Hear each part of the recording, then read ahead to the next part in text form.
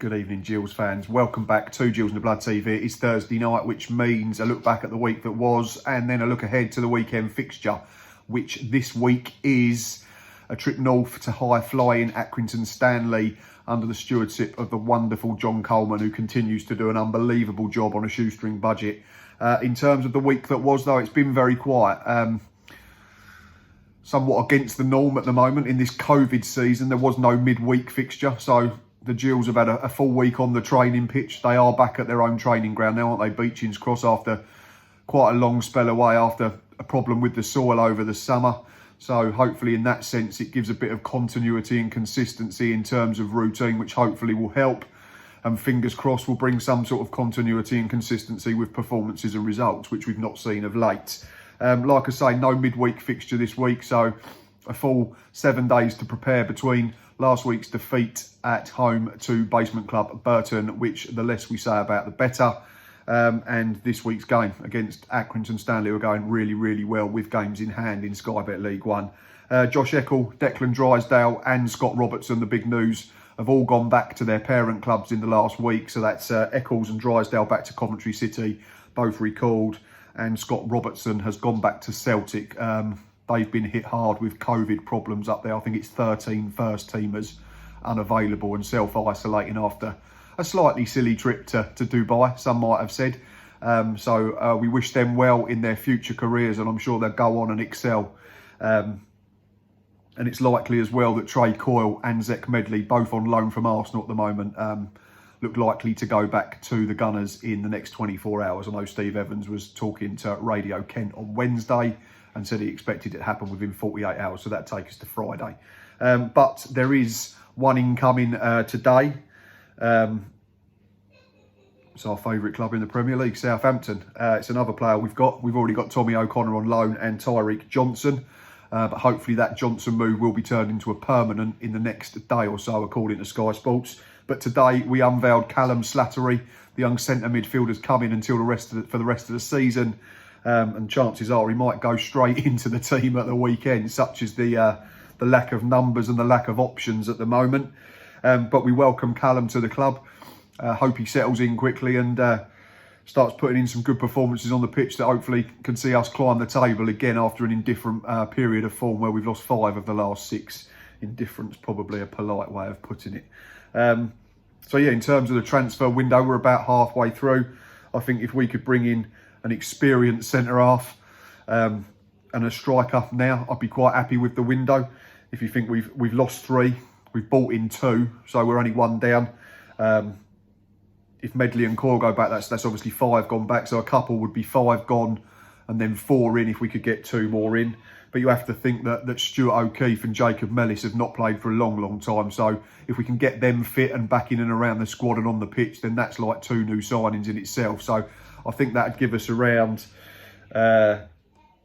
21, 22 in the squad. Take out Dominic Samuel, who's obviously out for the rest of the season, it seems, and that'd be 21 to work with. So not loads of leeway in terms of having to fill a bench every week, but at least a little bit of a buffer. Right, anyway, Saturday, as I say, we have another game when we travel up north to take on these.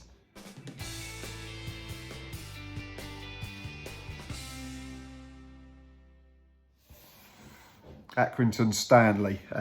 We all used to know the milk advert growing up. The 2 kids saying if they drunk their milk, Ian Rushwood said they'd go to play for Accrington Stanley.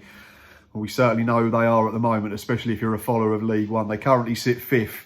They've played the least games in the division. They've got 4 games in hand over top of the table, Lincoln, and they're 9 points behind them. So they win all them, they could go top, which would be an astonishing story. I know we all look at Wickham last season and a rags to riches story in terms of what Gareth Ainsworth achieved.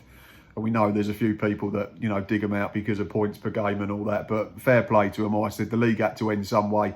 They still had to win playoff games and they did it, and good luck to them. I think if Accrington got in the Championship, it'd be even more astonishing. John Coleman continues to have them punching well above their weight. Certainly got them a lot higher than where I predicted start of the season. I thought they'd struggle with all the COVID stuff going on, but they've been a breath of fresh air. They comfortably beat us middle of December 2-0, and we'll be in for a really tough afternoon, don't get me wrong. In terms of form, they're absolutely flying. They've taken 11 from 18 available in their last 6 games, which is 3 wins, 2 draws and a defeat. And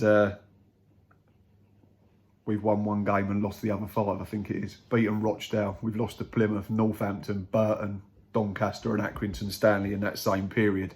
So contrasting ends of the spectrum in terms of form over the last 6 at the moment. But fingers crossed we can get a reaction and go up there and put in a positive display, because the last few have not been good enough. We know that. I think the first step is to make sure that we go and make ourselves competitive, make sure that we start the game correctly, because we haven't done that enough in recent weeks, and that's why we've struggled in games. We always seem to be playing catch up at the moment. They've got good players. They're one of those sides that just everybody knows their roles. There's no superstars, there's no prima donnas, there's no egos. They all know what they've got to do. They all know their position on the pitch, and they do their jobs, they do their tasks, and they carry it out really well. They've got Colby Bishop and Dion Charles, who scored in the game at the Priestfield a few weeks ago. Both got 7 in all competitions this season. They'll be a threat. They'll be a difficult game. And yeah, like I say, I hope we can get something at the weekend. But aside from that, good luck to Accrington. I hope they go all the way and get promoted. It'd be a brilliant, brilliant story. In terms of us and our team news, only 18 to choose from currently, unless we can bring anyone else in before Saturday. We have 20 in the squad at the moment, because I'm not including Trey Coyle or Zach Medley, although it's not been officially confirmed that they've gone back. And then we have Henry Woods and Dominic Samuel out injured. So for me, because of the question marks over the fitness of Jacob Mellis and Stuart O'Keefe so far, I would bring Callum Slattery in to start straight away. So my team would be Jack Bonham in goal, a back 4 of Ryan Jackson, Jack Tucker, Connor Ogilvie and Thomas O'Connor. I would play 2 in front, which would be Robbie McKenzie and Callum Slattery. Carl Dempsey in the 10, Jordan Graham and Tyreek Johnson from the sides, and Verdane Oliver up top. I know we weren't good last week and I've not made loads of changes. I think it's only 2. I think it's Tucker and Slattery in for Drysdale and Robertson, because obviously we can't call on their services anymore.